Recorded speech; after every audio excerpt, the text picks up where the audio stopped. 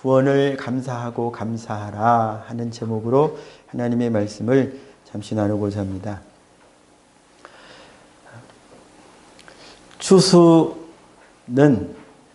땅의 언어로 하면 우리가 땅에서 이렇게 곡식을 거두고 과일을 거두고 이런 것들이 추수입니다. 하나님 나라의 언어로 말하면 하나님께서 주신 것들을 하나님께 드린다, 감사를 드린다, 영광을 올려드린다 로부터 시작해서 그리고 하나님이 가장 귀하게 보시는 하나님 나라에서 가장 가치 있는 추수의 일이 있습니다.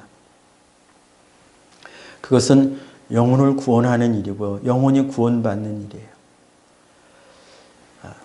이 추수에 관련해서 유감스럽게도 오늘날 이단이 추수꾼 이래가지고 교회를 넘어뜨리는 일, 거기에 이제 추수라는 말이 쓰이기도 하고,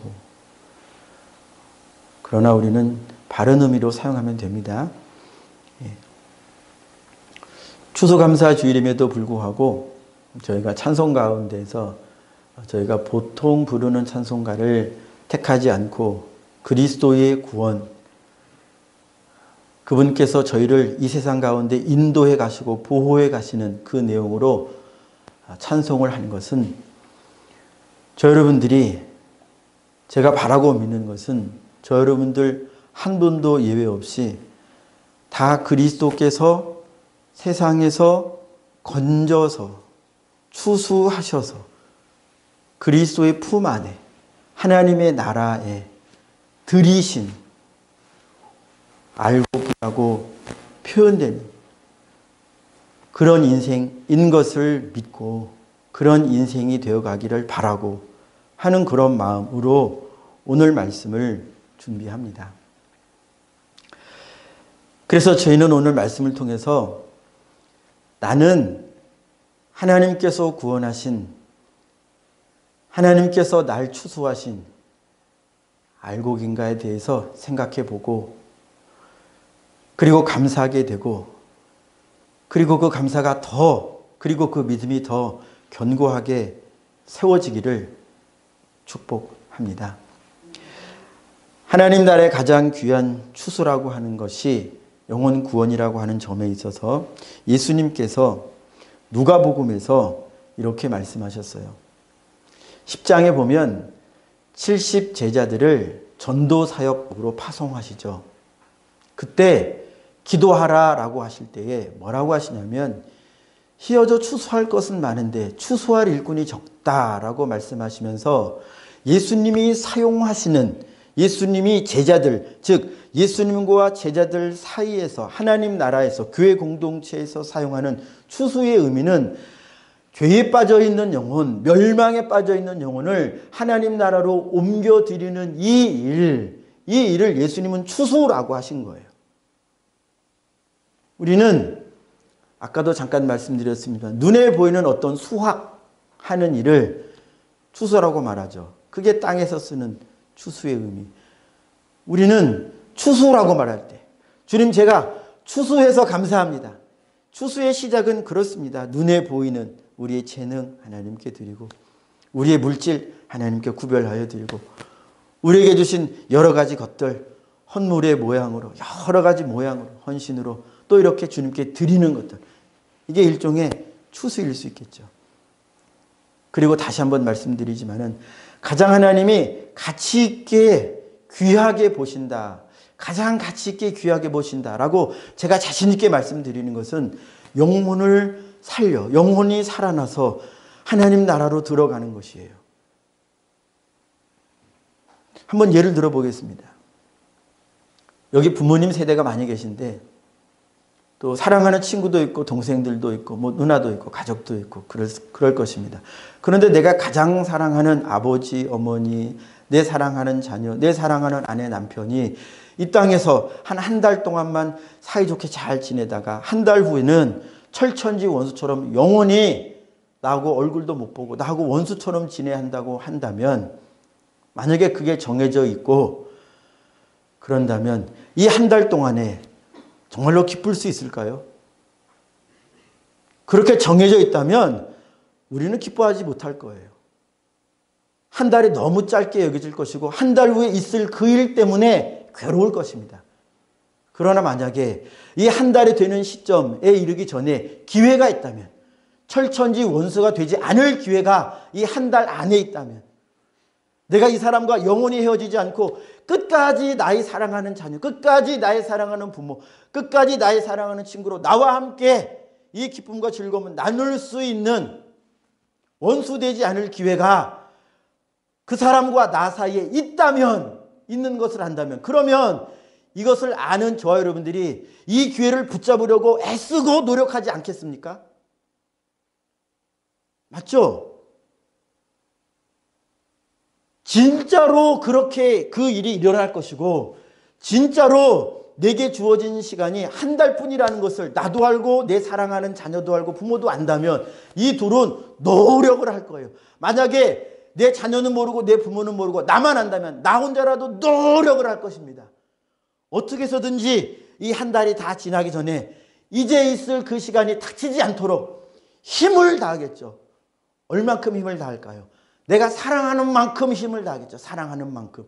내가 정말로 아끼는 만큼 내가 힘을 다하겠죠. 그러나 아무리 내가 입으로 사랑하고 내가 입으로 아낀다고 하고 어떤 모양에 있어서 이 정도면 사랑하는 거겠지, 이 정도면 아끼는 것이겠지 라고 할 만큼 할지라도 진심으로 내 마음 안에 그를 사랑하는 마음이 없다면 한 달이 그냥 내 살 일 바쁘게 지나가느라고 하루쯤 남겨놓고 아이고 큰일 났네, 이거 헤어질 일 극복할 수 없게 되었네, 나에게 한 달이 있었는데 나 뭐 한 거야, 하루 앞에 두고 후회할 일 있겠죠.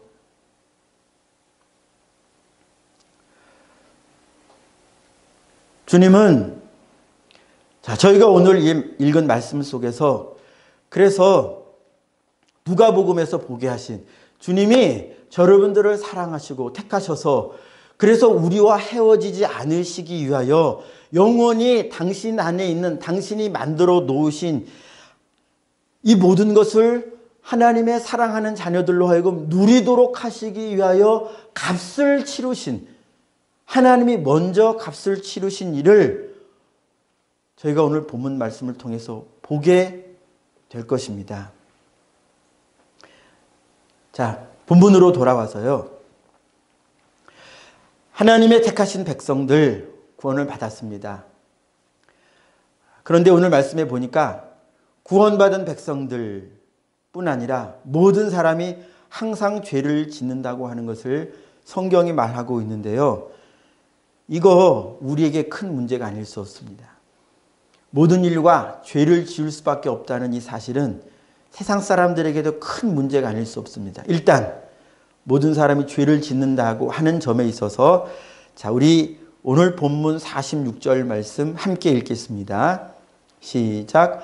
범죄하지 아니하는 사람이 없사오니 그들이 주께 범죄함으로 주께서 그들에게 진노하사 그들을 적국에게 넘기심에 적국이 그들을 사로잡아 원근을 막론하고 적국의 땅으로 끌어간 후에. 아멘. 앞에서 중반 부분까지만 제가 다시 한번 읽겠습니다. 눈으로 보아 주십시오. 범죄하지 아니하는 사람이 없사오니. 아멘. 자, 저를 보아 주십시오.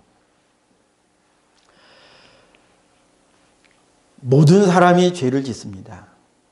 이 모든 사람 안에는 하나님의 백성들인 저 여러분들도 있어요. 그런데 성경은, 주님은 뭐라고 말씀하셨냐면 죄의 삭슨, 즉 죄를 지으면 죄의 삭슨 사망이라고 했습니다. 이 사망은, 하나님이 말씀하신 사망은 우리 육신이 죽는 정도로 끝나는 사망이 아니에요. 하나님이 안타까워하시고 괴로우신 사망은 어떤 사망이냐? 영적 사망입니다. 영혼의 사망이라고도 표현할 수 있는데요. 영혼의 사망은 우리 안에 있는 영혼이 우리 육신이 죽는 것처럼 죽는 것을 의미하는 게 아니라요. 우리 영혼이 생명이신 하나님과 영원히 단절되는, 두 번 다시 하나님으로부터 오는 좋은 생명에 속한, 의에 속한, 빛에 속한 것을 영원히 단절되는 그 상태가 하나님이 애타게 그렇게 되지 않기를 바라시고 원하시고 마음 쓰시고 일하시는 바, 주시고자 하시는 것, 이 사망에 들어가지 않도록 하시기 위하여 애쓰시는 지점, 영적 사망이에요. 죄는요, 죄는 무엇입니까? 하나님과 사이가 나는 거예요. 살인, 사기, 도둑질, 이것은요, 우리 안에 있는 죄가 그 결과 행한 죄의 결과값이에요.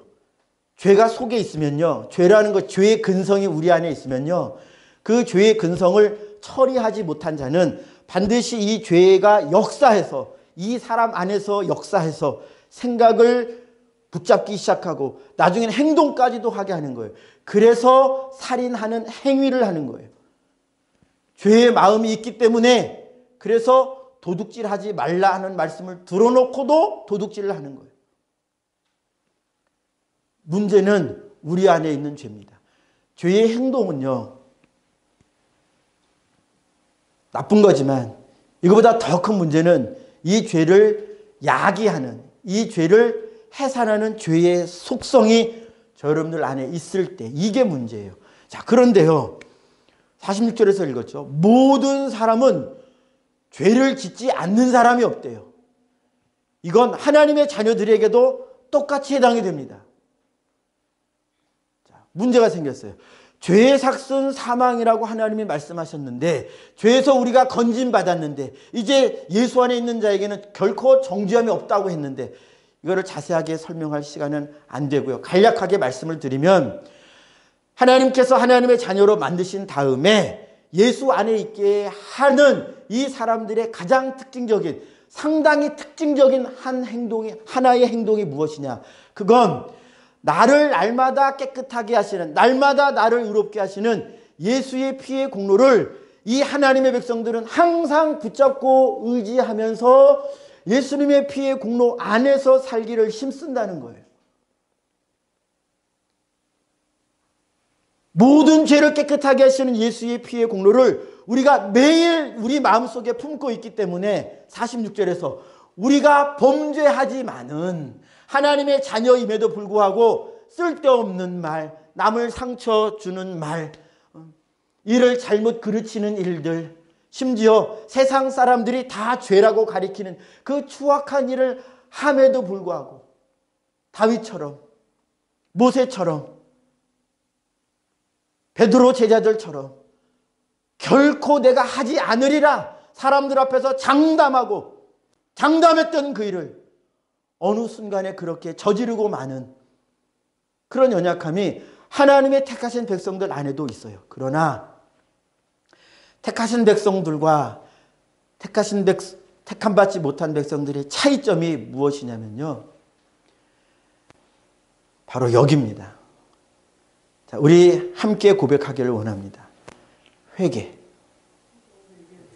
같이 한번 더 저를 따라해 주시면 감사하겠습니다. 회개.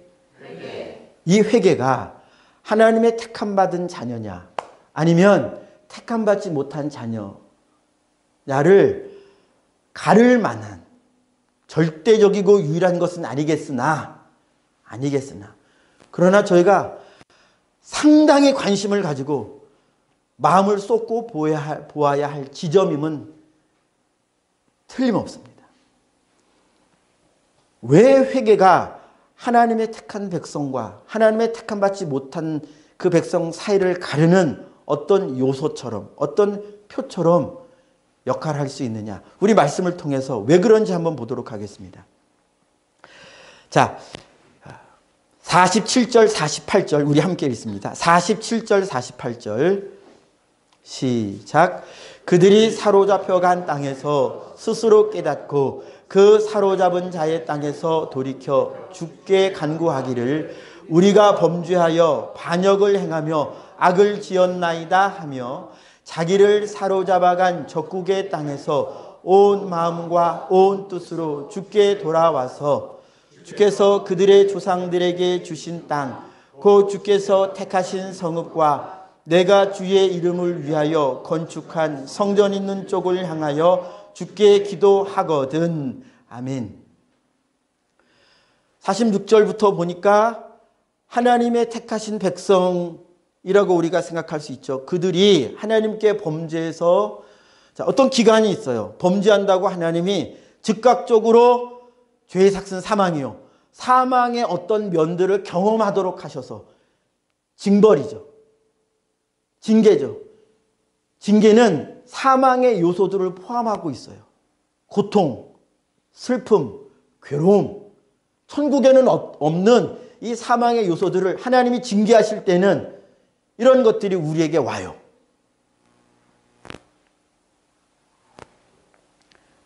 하나님의 경고를 하셨겠죠. 우리가 앞선 열왕기 말씀뿐만 아니라 앞선 말씀들을 통해서 이스라엘 백성들에게 하나님이 얼마나 선지자, 예레미야 말씀을 통해서도 보았죠. 선지자들을 보내면서 의인들을 보내면서 회개하라고 오랫동안 하나님의 자녀들에게 계속 이야기하신 것을 우리가 보았잖아요. 그런데 계속 회개하지 않은 거예요. 그래서 징계가 일어났습니다. 여러분들의 삶에서 징계가 일어날 때에는요, 삶에 어려움들이 와요. 모든 어려움이 다 하나님의 징계냐? 그건 아니에요. 그러나 징계할 때는요, 반드시 어려움이 옵니다. 반드시 어려움이 와요. 건강에 큰 문제가 오든지, 재정에 큰 문제가 오든지, 관계에 있어서 큰 문제가 오든지, 뭐 세상 삶이라고 하는 어떤 면에서 어떤 큰 어려움이 오든지 하나님이 당신의 백성을 깨닫게 하시려고, 돌이키게 하시려고 말씀으로 할 때 안 듣고, 이렇게 주님이 계속 겸손하게, 그분이 겸손하시기 때문에 계속 겸손하게 감화, 감동, 기다리시고, 이 방법을 하실 때 안 듣고, 못 듣고, 못 들은 채 하고, 거절하고, 들었으면서도 아니겠지 외면하고, 이 일이 오래되면요, 어느 시점이 되면 하나님이 매를 드시는 거예요. 이스라엘 백성들이 그런 거예요. 적국에게 사로잡혀가요. 우상숭배 한 번 했다고 바로 전쟁이 일어난 것이 아닙니다. 우리가 어떤 잘못을 한다고 하나님이 바로 징계하시는 것은 거의 드물어요. 하나님은 말씀하세요. 자비하신 그분은요, 우리에게 일러주셔요. 이사가, 교회 차원에서 잘못하면 내 자녀들아, 그거 아니야. 그래서 다른 설교나 다른 성도를 통해서 혹은 안에 있는 어떤 성도에게 깨달음을 주시거나 해서 반드시 그렇게 잘못되고 있는 방향에 대하여 어딘가에서 이렇게 말하게 합니다. 누군가의 입을 통해서 말하게 해요. 만약에 목사가 깨어있다면, 정말로 깨어있다면, 영적인 리더들이 깨어있다면 누군가의 입을 통해서 나오는 그 바른 길, 정의의 소리가 들릴 거예요. 그리고 그것은 그 교회의 방향을 바꿀 수 있습니다. 옳은 길로 바꿀 수 있어요. 그러나 목사가 어둠에 매여 있고 영적인 리더들이 똑같이 어둠에 매여 있으면 성도를 통해서든지 혹은 목사 안에서든지 혹은 영적인 리더를 안에서든지 주님이 감동하시는 것이 들리지 않아요. 그러면 그 교회는 그냥 그렇게 가는 거예요. 그리고 큰 어려움에 세상 사람들도 손가락질하고 온 교회가 속상해할 만한 그 일을 당하고 마는 것입니다. 그래서 기도 제목에 그 기도 제목을 넣었어요. 사실은 제가 어느 교회 목사님 찾아뵙고 이제 인사드리고 이야기를 말씀을 듣는 중에 이렇게 저렇게 말씀하시는 것을 제가 듣다가 그건 제가 동의가 됩니다. 그래서 저희 교회에도 적용을 한 것입니다. 우리가 교회들을 위해서 기도해야 돼요. 우리 교회만 잘 되는 것, 그것은 하나님이 기뻐하시죠. 우리 교회만 잘 되는 것, 이건 하나님이 기뻐하시지 않으세요. 우리가 잘 돼야 하는 것은 맞지만 내가 잘 되기를 원하는 만큼 내 이웃도, 내 형제 자매도, 우리 가정에서도 마찬가지예요. 내가 이것을 먹고 싶다면 내 형제 자매도 그걸 똑같이 먹고 싶은 거예요.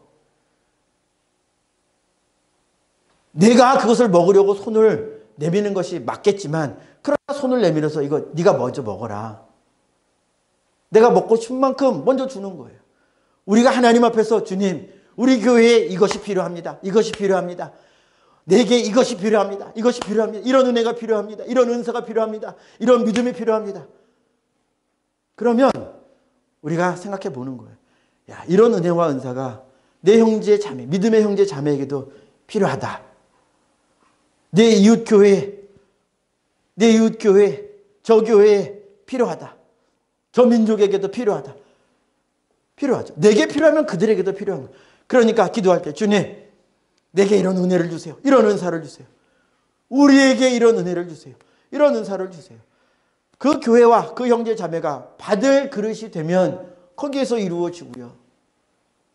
받을 그릇이 안 되면 내가 한 기도가 누구에게 오겠어요?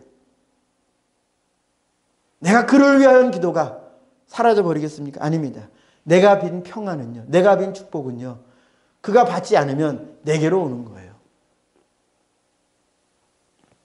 그래서 우리가 다른 이를 위하여 축복 기도하는 것은요, 축복의 말을 해주는 것은요, 그에게도 플러스고요, 나에게도 플러스예요. 축복의 말은 절대 누구에게도 마이너스 되는 것이 아닙니다. 그러니까 우리가 기도할 때 이제는 제가 전에는 거기까지 못 본 거예요. 우리가 우리라고 하는 영역 넘어서까지 기도하고 축복하는 일에 또 같이 힘쓰자 하는 것입니다. 자, 하나님의 자녀들 안에 이렇게 감화 감동을 주셔서 돌이키게 하시는 거예요. 교회가 제대로 가려면 먼저는 목사가 깨어 있어야 되죠. 그리고 영적인 리더들이 깨어 있어야 합니다. 그리고 온 교회가, 온 성도님들이 같이 깨어 있어야 돼요. 그렇지 못하면 아무리 하나님께서 말씀하셔도요, 결국 적국에 끌려가 버리는 그런 징조들이 교회에 나타나죠. 다툼이 생기기 시작하고 삐죽삐죽하는 마음이 내 안에서 제어가 되지 않아요. 아무개 성도님이 이렇게 그런 행동을 했을 때, 잘못된 말을 나에게 했을 때, 교회가 말씀에 의하여 인도받지 못하면요, 그런 실수들과 잘못들이 곳곳에서 일어나는 일들이 많아질 뿐만 아니라 무엇보다도 그런 것들을 수용하지를 못해요. 여러분들 안에 은혜가 있고 여러분들 안에 주님께 대한 이 한 걸음 한 걸음 나아가는 것이 있으면 우리는 그런 것들을 은혜 안에서 수용할 수 있습니다. 넘어갈 수 있어요. 참아낼 수 있고요. 오히려 축복할 수 있습니다. 때로는 안 들리기도 해요. 주님이. 그 사람이 나에게 그런 말 했어. 아무개 집사, 아까 그 얘기했는데 당신 기분 나쁘지 않아? 아, 그런 말을 했었어? 아, 난 모르겠던데? 아, 그런 거야? 그런 의미였어? 괜찮아. 난 아무렇지도 않아. 은혜 안에 있으면요, 우리의 실수들과 연약함이 없을 수는 없지만, 실족하게 하는 일이 없을 수는 없지만, 여러분들이 스스로 강하면 강할수록 타인의 잘못이 우리를 깨뜨리지 못해요. 그러나 우리도 약하고 나도 약하고 성도도 약하고 우리가 서로 약하고 강단도 약하고 영적인 리더도 약하고 성도도 약하면 이건 1차적으로 강단의 책임이죠. 그러나 그러면 결국 온 교회가, 성도들의 가정이 적국에 끌려가 버리는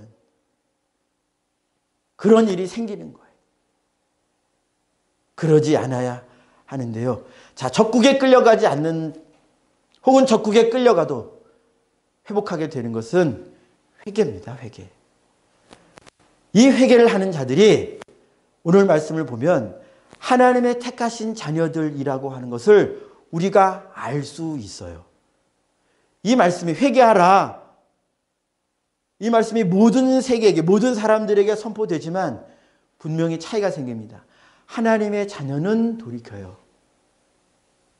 자, 볼까요? 하나님의 자녀만 회개할 수 있게 된다고 하는 사실이요. 자, 51절 먼저 봅니다. 51절 같이 읽습니다. 시작. 그들은 주께서 철풀무 같은 애굽에서 인도하여 내신 주의 백성, 주의 소유가 됨이니이다. 아멘. 이들이 누구라고요? 이들이 조금 전에 어떤 태도를 취한다고요? 깨닫고, 그리고 온 마음과 온 뜻으로. 자, 48절 눈으로 보여주세요.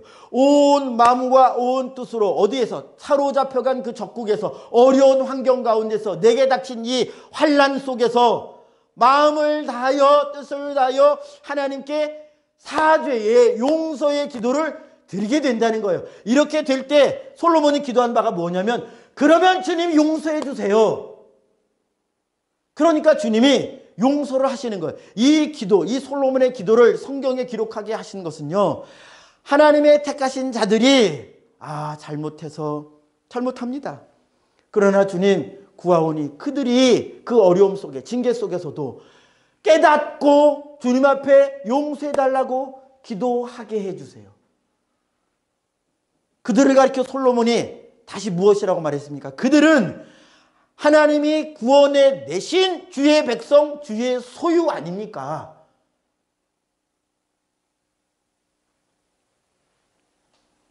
회개는요, 모든 그리스도인들이 다 하는 것이죠. 그러나 참 회개가 있어요. 다시 한번 48절 눈으로 보아주십시오. 자기를 사로잡아간 족국의 땅에서 온 마음과 온 뜻으로 주께 돌아와서, 아멘. 온 마음과 온 뜻으로예요. 저는 가르쳐야 하니까, 저는 가르쳐 드려야 하니까, 우리는 또 교사들이 서로 가르쳐 주고, 우리가 성경을 읽으면서 가르침을 받죠. 회개하라. 아, 회개가 무엇입니까? 주님께로 돌이키는 것입니다. 아, 주님께로 돌이키는 것입니까? 좋습니다. 그럼 제가 주님께로 돌이키겠습니다. 라고 이렇게 말도 하고 듣기도 하는데, 우리가 온 마음, 우리의 온 마음, 그리고 온 뜻으로 그렇게 회개하면 좋은 것이에요. 그러면 하나님의 진짜 용서가 있습니다. 50절에 보면요, 주께 범죄한 백성을 용서하시며, 주님에게서 용서가 일어나면요, 주님이 그 회개를 받으시면 어떤 일이 일어나느냐. 50절 계속 봅니다. 그들을 사로잡아간 자 앞에서 그들로 불쌍히 여김을 얻게 하사. 주님이 용서하시면요, 이 땅에서도 묶여져 있고 깨어져 있는 일들이 풀어지는 역사가 있는다는 거예요. 하나님의 용서는 이렇게 우리가 경험할 수 있어요. 최소한 사죄를 구하는 여러분들의 마음 안에 칼칼해진 마음이 풀어지는 정도의 기본적인 은혜는 있다는 거예요. 하나님과 묶인 것이 풀어질 때는요, 하나님 앞에서 정말로 용서받으면요, 땅에서 묶여있게 된 그것도 같이 풀어지는 일이 생긴다는 거예요. 주님 말씀하셨죠. 주님이 불쌍히 여겨서 용서하면요, 땅에서 묶은 그들 마음 안에도, 포로로 삼은 그들 마음 안에도 포로된 이스라엘 백성을 불쌍히 여기는 마음이 생겨요. 우리가 하나님과 틀어져 가지고, 우리가 형제 자매와 틀어지는 일이 있고, 직장 동료와 틀어지는 일이 있고, 부부가 틀어지는 일이 있고, 그래도 내가 하나님 앞에서 하나님과 화목을 이루어내면, 정말로 진짜 마음으로 회개하면, 그러면 하나님께서 나를 통하여서든 그 사람 안에서든 반드시 죄로 말미암아 깨어진 이것이요, 회복되도록 하신다고 한 것을 우리가 기억해야 돼요. 이게 누구에게만 일어나느냐? 택하신 자녀들에게만요. 즉, 택하신 자녀들은요, 주님의 말씀을 듣고 회개한다는 거예요. 항상 주께로 돌이킨다는 거예요.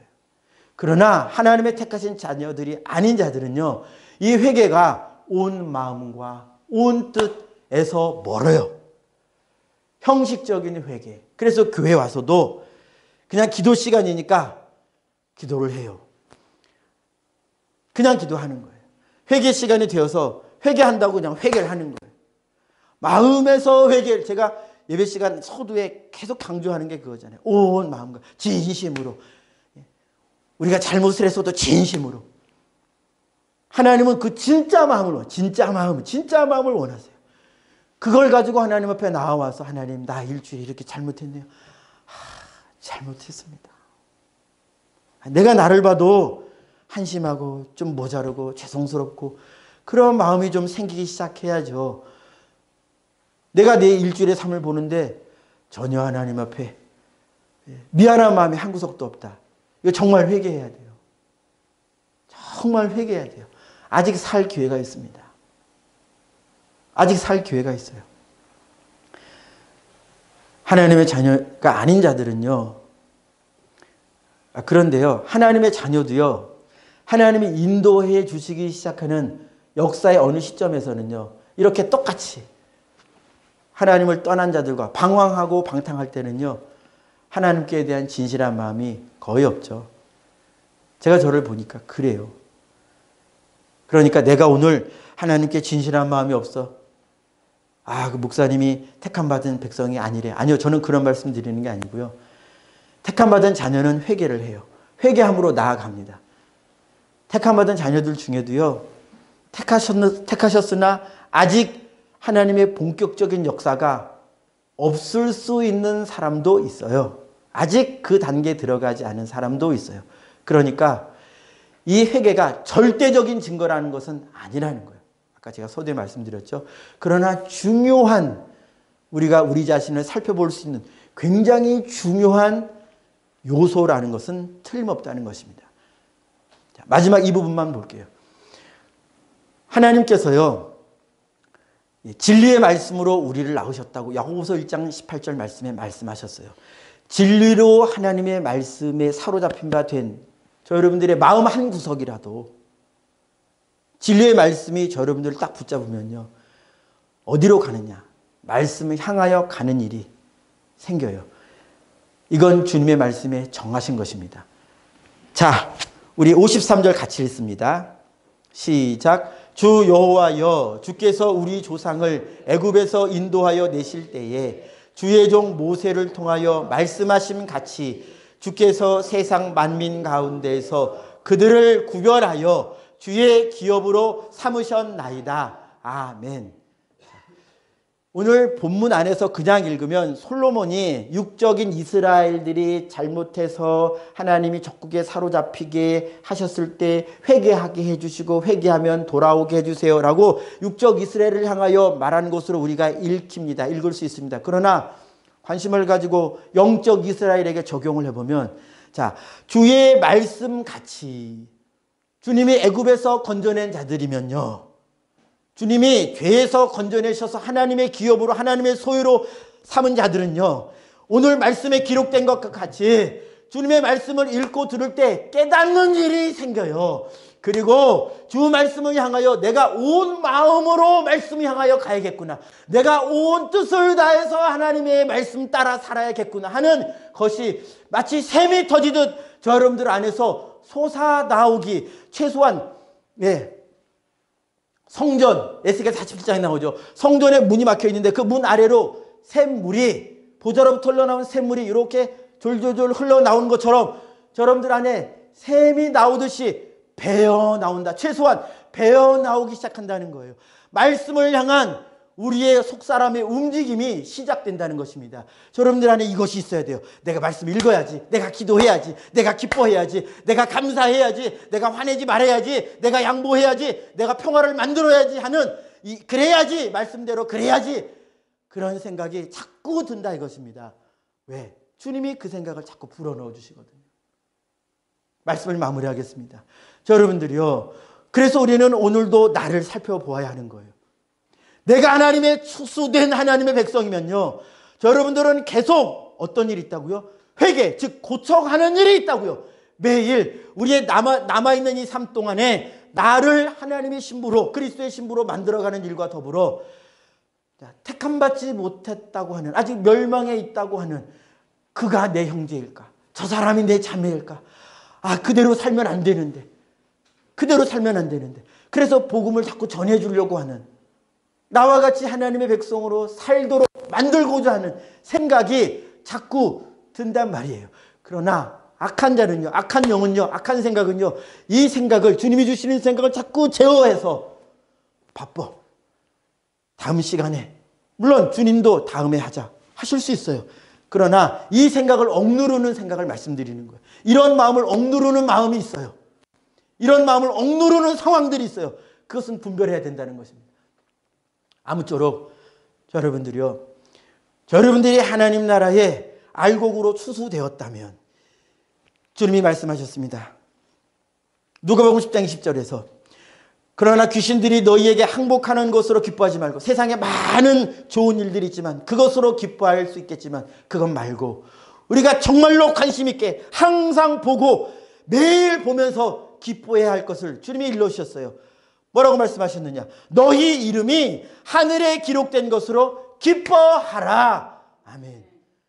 하늘에 기록된, 이름이 기록된 자들은요, 이와 같이 회개의 일들이 있다는 거예요. 이 일이, 회개의 일들이, 주님이 우리에게 주신 구원을 매일 기뻐하는, 이것도 회개거든요. 저는 기뻐하지 않았는데 이제는 회개하기 시작하는 거예요. 여러분들이요, 매일 우리의 구원을 기뻐합시다. 기뻐하지 않은 마음, 힘든데 당연히 기쁘지 않죠. 여러분, 맞죠? 육신적으로는 맞아요. 사족처럼 하나만 더 말씀드리겠습니다. 그러나 우리가 은혜 안에서 충만하면요, 이 사실이 기뻐요.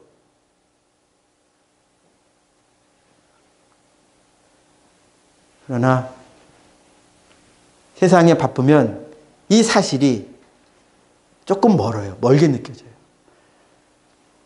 기도하겠습니다.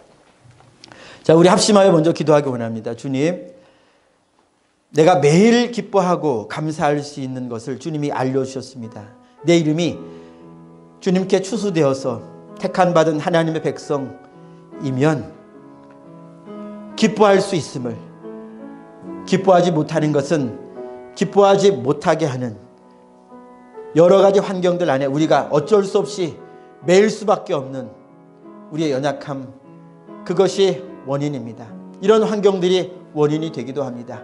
그러나 우리가 믿음으로, 말씀을 믿음으로 시간을 내어서, 경건의 시간을 내어서, 기도의 시간을 내어서 내가 구원받았음을, 내가 주님 하나님 나라의 추수된 알곡임을 기뻐할 수 있도록, 감사할 수 있도록 주님 은혜 내려달라고 매일 감사하겠습니다. 매일 기뻐하도록 힘쓰겠습니다. 우리 주 한번 외치고 기도하겠습니다. 주여